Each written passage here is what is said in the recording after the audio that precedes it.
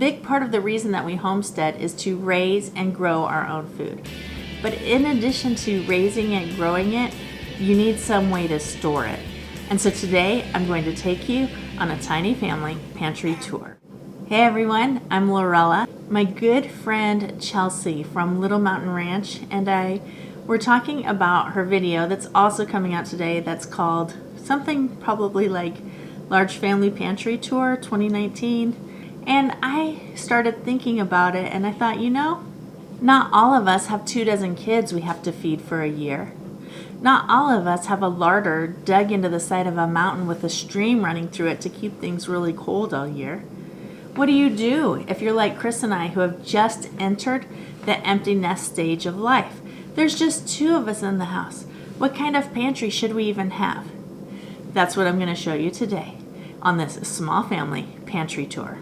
If you clicked on this video because you thought it was a tiny home pantry tour, no, our home is actually quite big, including the garage and shop. It's over 3,000 square feet.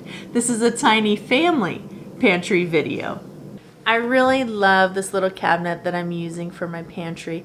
It was given to me by my mom, and I'm pretty sure she found it at an antique store or a thrift store. She loves doing thrift shopping, so I imagine she got a good bargain out of it. It was made by the Walters Manufacturing Company out of Oakmont, Pennsylvania. And I know this is true because there's a manufacturer sticker right inside the right-hand door.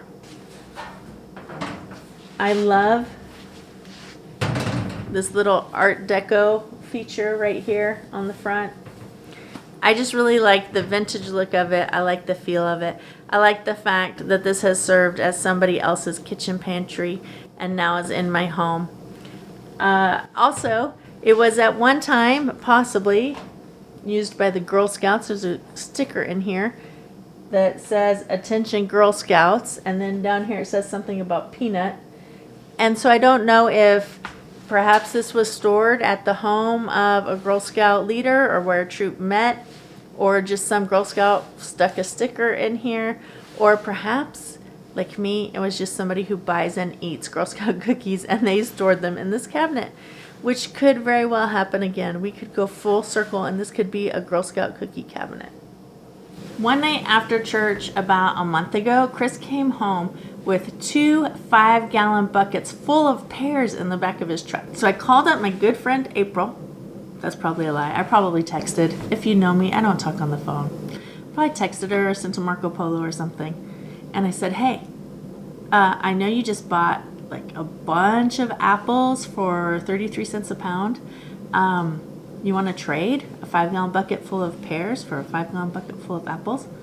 And she said, duh, yeah, bring it. So this year, my first time ever, I did some canning.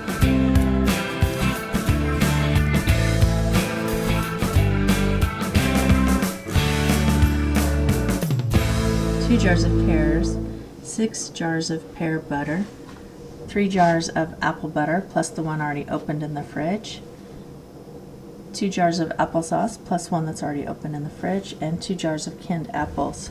We have left 1 quart, 1 pint, and 1 12-ounce jar of honey.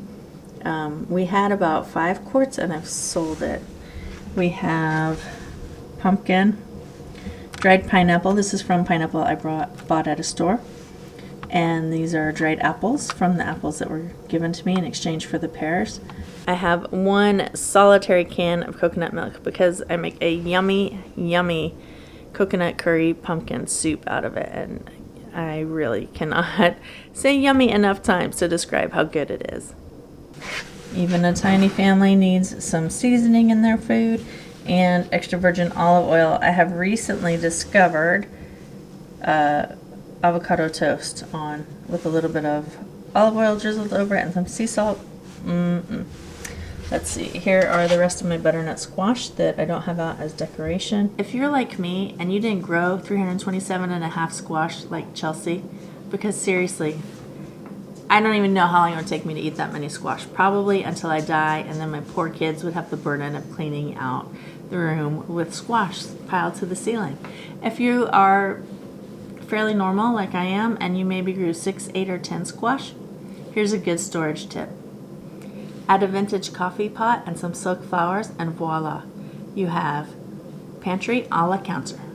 And then below that, a few boxes of macaroni and cheese because, you know, why not?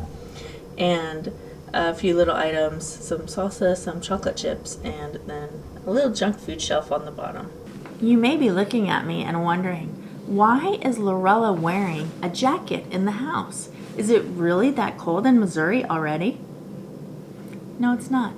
But I looked at my wardrobe and I thought, what would Chelsea wear? And this is what I chose. I think it's quite Chelsea-esque, don't you? I hope by this point in the video you figured out that I'm being mostly satirical and that everything I'm saying is tongue-in-cheek. I really love Chelsea, and seriously guys, her pantry, I mean, come on, homestead goals, right?